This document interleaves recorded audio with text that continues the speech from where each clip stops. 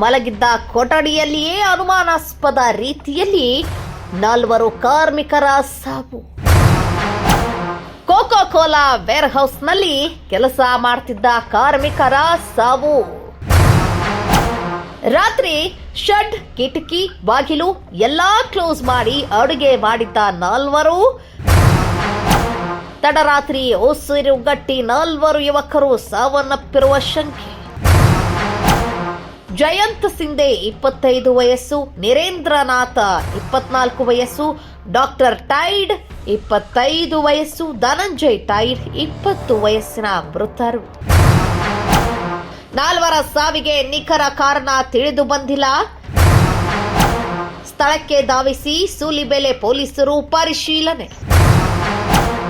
ಬೆಂಗಳೂರು ಗ್ರಾಮಾಂತರ ಜಿಲ್ಲೆ ಹೊಸಕೋಟೆ ತಾಲೂಕಿನ ಮುತ್ಸಂದ್ರ ಗ್ರಾಮದಲ್ಲಿ ಘಟನೆ. ಅಸ್ಸಾಂ ಮೂಲದ 4 ಕಾರ್ಮಿಕರ ಸಾವು.